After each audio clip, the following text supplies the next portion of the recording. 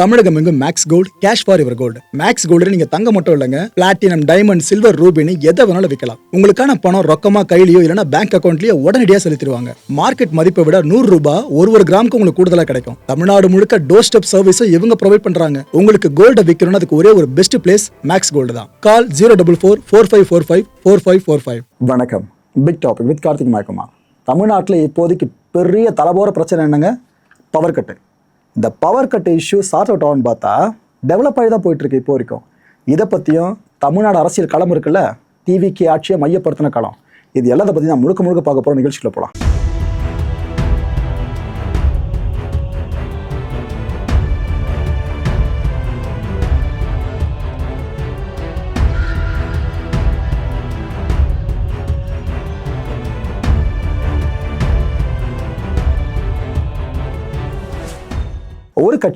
ஒரே ஒரு கட்சி ஆட்சிக்கு வந்துச்சு, அவ்வளோதான். ஒரு பக்கம் டிஎம்கேவோட எதிர்காலம் என்னன்றது கண்ணு கட்டின தூரம் வரைக்கும் பெருசாக தெரியல. ஏடிஎம்கே நிலைமை இன்னும் படுமோசமாக போய்கிட்டு இருக்கு. கட்சிக்குள்ளே பிளவுன்ற மாதிரிலாம் சமீபகாலமாக செய்தியில் கேட்டு நம்மளுக்கே எத்தனை வாட்டி ஒரு கட்சியை பழப்பீங்கன்ற மாதிரி தான் நம்மளுக்கே தோண ஆரம்பிச்சது. இதெல்லாம் போயிட்டு இருந்துச்சா, இந்த நேரத்தில் கொடைக்கானலில் அதிமுக ஆலோசனை கூட்டம் நடந்துச்சு. உயர்மட்ட நிர்வாகிகள் எடுத்துக்காதீங்க, அதிமுகவில் இருக்க அந்த மிடில் ரேஞ்சில் இருப்பாங்க பார்த்தீங்கன்னா, அந்த நிர்வாகிகள் எடுத்துக்கங்க. இவங்க வந்து அங்கே மைக்கை கையில் எடுத்து பேச ஆரம்பித்தாங்க. அப்போ இது தெரியுறாங்களா, இந்த அம்மா கதறி எழுதி பேச ஆரம்பிச்சிட்டாங்க ஒரு கட்டத்தில்.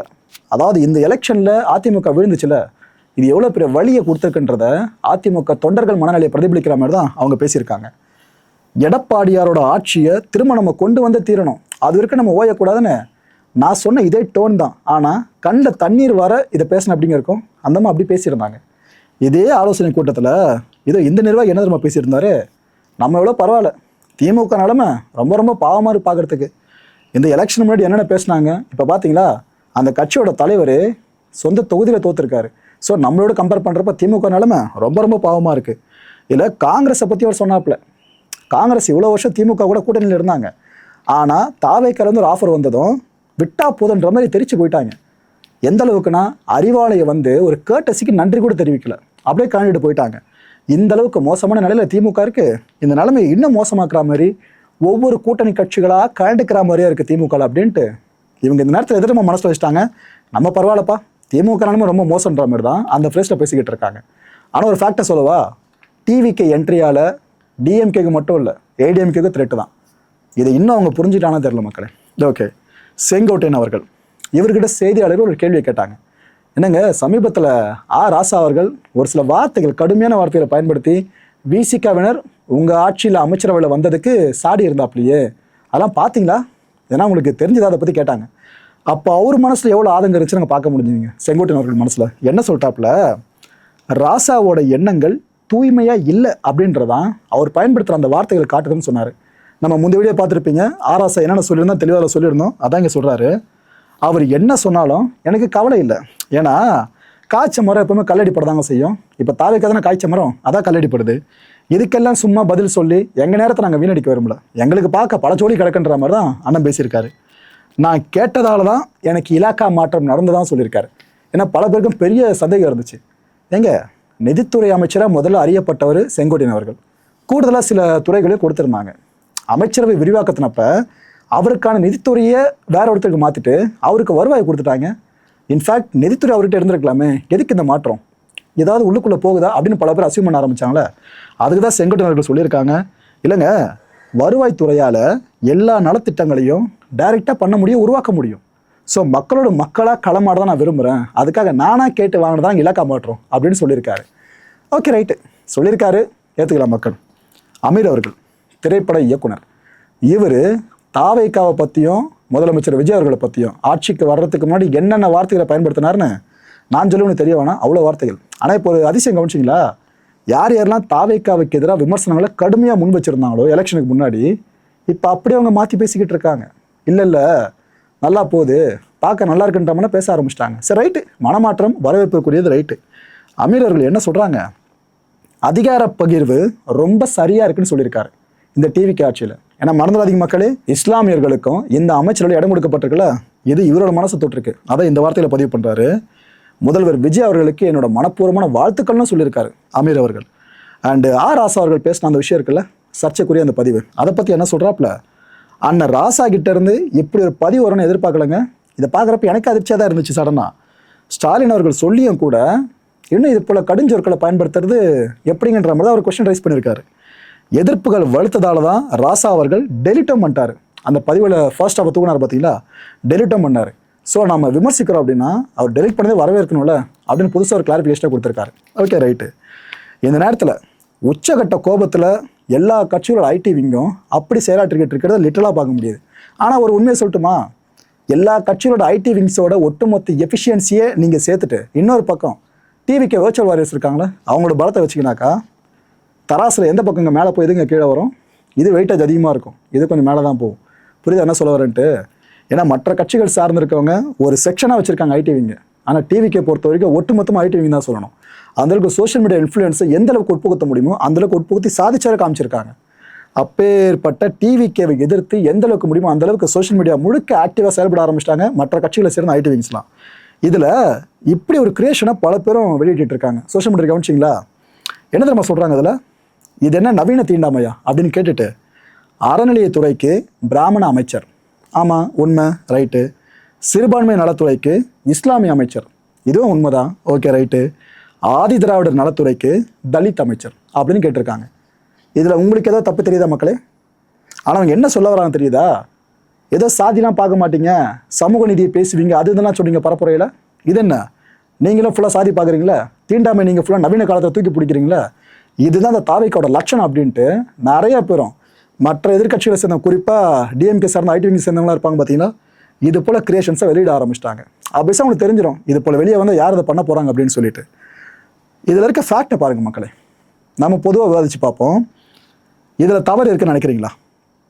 அறநிலையத்துறைக்கு பிராமண அமைச்சராக ஒருத்தரை அவங்க நியமித்தது.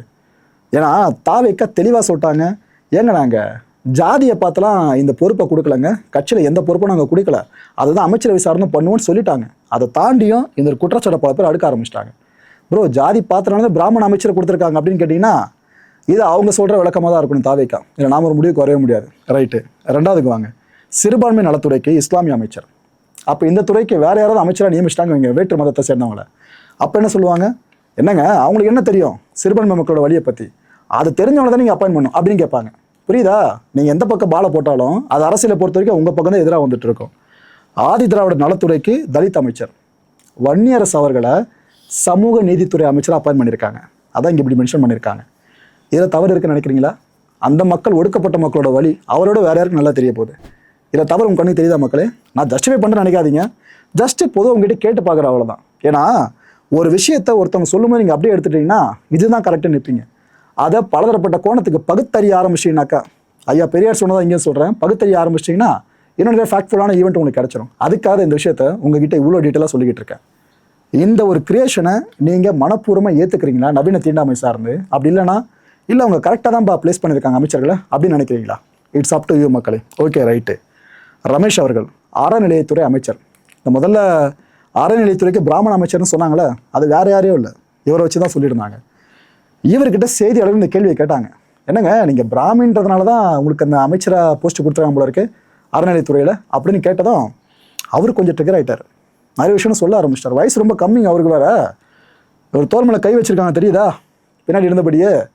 இட் மீன்ஸ் காதில் சொல்லிட்டு இருந்தாப்புல ஒரு சில விஷயங்கள். ஏன்னா வயசு கம்மி, பொறுப்பு அதிகம், சில விஷயங்கள் ப்ளஸ்ஸை ஹேண்டில் பண்ண சார்னு சொல்லுவாங்களே, அது போல் ரூட்டிங் சொல்லியிருக்கலாம் அவ்வளோதான். ஆனால் இதை வச்சு பல பேர் என்ன கதையை கட்டாங்க தெரியுமா? சரி ஓகே ரைட்டு விடுங்க. ரமேஷ் அவர்கள் என்னென்ன விளக்கம் கொடுத்தாருன்னா, சாதிக்கு எதிராக போராடின பெரியார் இருக்கார்ல, அவரை கொள்கை தலைவரை ஏற்றுக்கிட்ட வேணாம், தாவைக்கால எங்கேயுமே சாதியை பார்த்து பதவி வழங்கவே படலைன்னு சொல்கிறாங்க. இது உண்மைதான் நினைக்கிறேன். ஏன்னா அமைச்சரவை பார்க்கும்போது உங்களுக்கு ஃபுல்லான ஆன்சர் கிடச்சிரும். வேட்பாளர்களாக அனௌன்ஸ் பண்ணாங்க பார்த்தீங்கன்னா அவங்க லிஸ்ட்டை பார்த்தாலும் தெரிஞ்சிடும் சாதி அவங்க பார்க்கலன்ட்டு. மத சார்பின்மை தான் தாவைக்காவோட கொள்கையே. சாதி பார்த்து யாருமே தாவைக்காவுக்கு ஓட்டு போடலன்னு சொல்லியிருக்காரு. எக்ஸாக்டாக பேசியிருக்காப்புல. இதில் நீங்கள் வேற்று கட்சியை சேர்ந்தவங்களா இருந்தாலும் சரிங்க, இதை நீங்கள் எடுத்துக்கலாம். ஏன்னா இதுக்கு முன்னாடி அரசியல் காலத்தில் பார்த்தீங்கன்னா, இந்த பெல்ட்டா, இந்த பெல்ட் இருக்க தொகுதிகளில் இந்த சாதிக்காரர் நிப்பாட்டினா நம்மளுக்கு வெற்றி வாய்ப்பு அதிகம், இந்த சாதிக்காரரை அங்கே நிப்பாட்டினா அங்கே இருக்க சாதியை சேர்ந்த மக்களை உங்களுக்கு ஓட்டு போட்டுருவாங்கன்னு இந்த நம்பிக்கை பெருசாக இருந்துச்சு. இந்த கட்சி அந்த கட்சியை பிரித்து பார்க்க முடியுமா? ஓகே, நம்பிக்கை பெருசாக இருந்துச்சா? அதை முறையாக இவங்க உடைச்சிருக்காங்க தாவைக்கா. அதாவது மக்கள்லாம் சாதியை கடந்து விசிலில் போய் ஓட்டு போட்டாங்க பார்த்தீங்களா, அந்த இடத்துல சாதிய கட்டமைப்பு எந்த அளவுக்கு மக்களால் ஸ்தம்பிக்கப்பட வச்சிருக்குன்னு லிட்டரலாக விட்னஸ் பண்ணியிருக்காங்க. இதைத்தான் அவர் இங்கே சொல்லியிருக்காப்புல. இன்னொரு விஷயம் சொல்லிடுற மக்களே, அண்ணா வைகோ இருக்கார்ல, அவர் எந்த அளவுக்கு பேசுவாப்புல. அவர் என்ன தெரியுமா சொல்றாரு, இப்போ அமைச்சரவையில் 2 பிராமணர்கள் இருந்தால் என்ன தப்புன்னு கேட்குறாப்புல வைகோ அண்ணா அவர்கள். எந்த அளவுக்கு அவங்க இந்த விஷயத்தில் ஒரு தெளிவான நிலைப்பாடு எடுத்திருக்கான்னு தெரியுதா? என்ன கேட்டீங்கன்னா நானே ஓப்பனாக சொல்லுவேன் மக்களே, இந்த சாதி அந்த சாதி இல்லை, ஒரு பிரிவினரை நீங்கள் ஒடுக்குறீங்க அப்படின்னாலே அவங்களுக்காக எல்லாருமே குரல் கொடுத்து தான் ஆகணும். இது வரைக்கும் பட்டியலின மக்கள் சார்ந்து நம்ம அவ்வளோ குரல் கொடுத்துருக்கோல.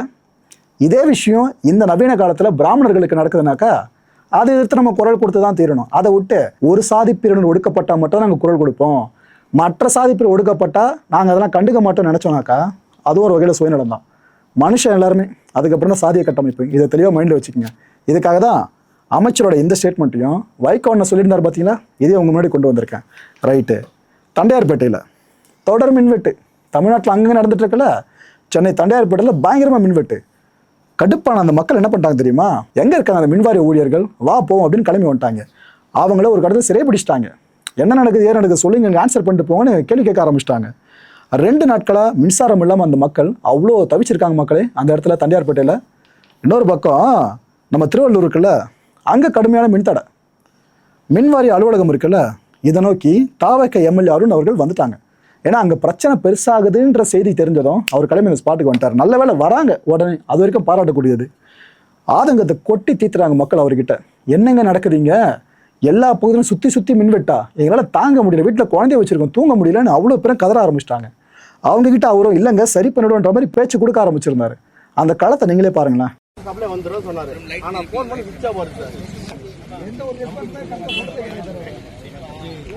இன்ஃபார்ம் பண்ண எல்லாருக்கும். அவர் வந்து இப்போ கால் பண்ணா சடனா கால் பண்ணா இஷ்யூ சொல்ல மாட்டாரு. நீ ஷடவுன் எல்லா இடத்துலயும் ஆஃப் கரண்ட் வராது.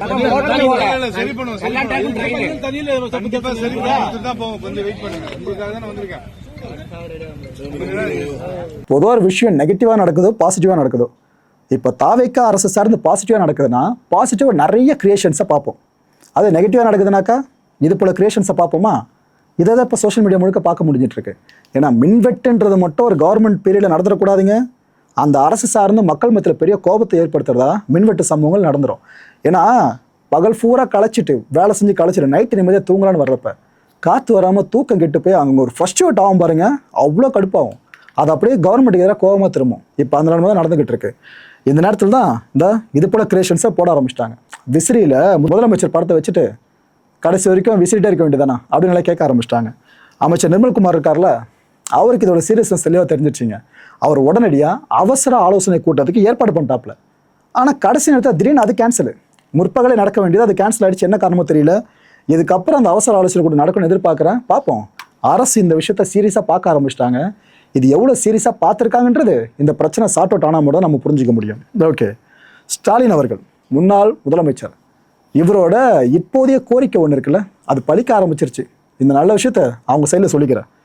ஏன்னா அவர் தெளிவாக சொல்லிட்டாப்புல, சோஷியல் மீடியாவில் நிறைய வீடியோஸ் போடுங்கப்பா, நம்ம டிஎம்கே காரங்களாம், நம்ம கலைஞர் அவர்கள் பண்ண சாதனைகள் அவ்வளோ இருக்குல்ல, அதை பற்றிலாம் பேசுங்க, நிறைய விஷயம் பேசுங்களேன் அப்படின்னு சொன்னார். ஸோ டிஎம்கே எந்த அளவுக்கு மாடர்னைஸாக மாற ட்ரை பண்ணிட்டு இருக்கான்னு நம்ம புரிஞ்சிக்க முடியுது. ஆனால் வெர்ச்சுவல் வாரியர்ஸ்லாம் பிறகும் போது செல்ஃபோன் கைமா பிறந்தவங்க, அவங்கள ஈக்குவல் பண்ண முடியுமா கேட்டிங்கன்னா அது கொஞ்சம் கஷ்டம் தான். பட் டிஎம்கே பெனிஷிட் பண்ண ஆரம்பிச்சிருக்காங்க. இதில் குறிப்பிட்டு சொல்லணும்னா திமுக முன்னாள் அமைச்சர்கள் பல பேர் வீடியோஸ் போட்டுட்டு இருக்காங்க, கவனிச்சிங்களா? அது எம்பிஸும் பல பேர் போட ஆரம்பிச்சிட்டாங்க. திமுக கூட்டணி கட்சியை சேர்ந்த எம்பிஸை போட ஆரம்பிச்சிட்டாங்க. இதில் ஒரு வகையில் முன்னாள் அமைச்சர் சிவசங்கர் இருக்கார்ல, அவர் ஒரு வீடியோ இப்போ போட்டிருக்காரு. மின்வெட்டு சம்மந்தமாக அவர் பல கருத்துக்களை முன் வச்சு அந்த வீடியோ இப்போ பப்ளிஷ் பண்ணியிருக்காரு. அதில் குறிப்பிட்டு சொல்லணும்னாக்கா, பவர் உங்ககிட்ட இருக்குது, பவர் கட் இல்லாமல் பார்த்துக்குங்க அப்படின்லாம் பேசியிருக்காங்க. ஸோ எந்த அளவுக்கு ப்ராப்பராக ஸ்கிரிப்ட் பண்ணி ஒரு வார்த்தையும் தெளிவாக வெளிக்கொண்டு வராங்கன்னு இங்கே லிட்டரலாக பார்க்க முடியுது. நான் எதிர்பார்க்குறது ஒன்றே ஒன்று தான், இது போல் ஆரோக்கியமான விவாதத்தை எல்லாரும் முன்வைக்கணும் அரசியல்வாதிகள். அப்போ தான் ஒரு நல்ல ஆட்சியை கொடுக்க முடியும். ஒரு கட்சி நினச்சா மட்டும் நல்ல ஆட்சி கொடுத்துட முடியாது, எதிர்கட்சியில் அந்தளவு திறம்பட செயல்படணும். ஆனால் முடிஞ்ச அளவுக்கு வார்த்தை பிரயோகம் மட்டும் நம்ம இதுக்கு முன்னாடி பல கட்சியை சேர்ந்தவங்களாம் பேசி பார்த்துருப்போல, ஒரு மாதிரி அநாகரிகமான வார்த்தைகள் பயன்பாடு இருக்கும். அது இல்லாமல் இது போல் ஆக்கப்பூர்வமான எதிர்மறை விமர்சனம் முன் வச்சாங்கனாக்கா மக்கள் வரவேற்று தான் ஆகணும். இவரோட அந்த வீடியோ பாருங்களேன். தமிழ்நாட்டின் தலைநகர் சென்னையிலே மின்வெட்டு என்று தொடர்ந்து இணையதளத்தில் சமூக வலைதளங்களில் கடும் புகார் எதிரொலித்து வருகிறது. அதேபோல் தமிழ்நாட்டின் பல்வேறு பகுதியிலும் இதே பிரச்சனை தொடர்ந்து அந்த குரல் கேட்டு வருகிறது. இது குறித்து அரசியல் ரீதியாக யாரும் விமர்சனம் செய்யவில்லை. இன்னும் சமூக வலைதள குற்றச்சாட்டுகளுக்கு பதில் சொல்கின்ற வகையில் புதிதாக பொறுப்பேற்றிருக்கிற மின்துறை அமைச்சர் மாண்புமிகு நிர்மல்குமார் அவர்கள் இந்த துறைக்கு இருக்கிற கடன் குறித்து பேசுகிறார், துறையில் இருக்கின்ற பிரச்சனைகள் குறித்து பேசுகிறார், பணியாளர்கள் பற்றாக்குறை என்று பேசுகிறார், பல விதங்களில் பேசி வருகிறார். ஆட்சி அமைந்து கிட்டத்தட்ட 20 நாட்கள் ஆகிவிட்டது. மின் பற்றாக்குறை இருக்கிறதா என்று இதுவரை ஒரு ஆய்வுக் கூட்டம் நடத்தி அதற்கான முடிவு எடுத்து செயல்பட்டிருந்தாலும் இந்த பிரச்சனை வந்திருக்காது. ஆனால் இதே பணியாளர்கள் பற்றாக்குறையோடு இதே கடனோடு தான் திராவிட முன்னேற்ற கழக அரசு மாண்புமிகு தளபதி மு க ஸ்டாலின் அவர்கள் தலைமையில் கடந்த 5 ஆண்டு காலத்தில் மின் பற்றாக்குறை என்ற பிரச்சனையோ மின்வெட்டு என்ற பிரச்சனையோ இல்லாமல் தமிழ்நாட்டிற்கு சரியான முறையில் சீரான முறையில் மின்சாரம் வழங்கி வந்தது.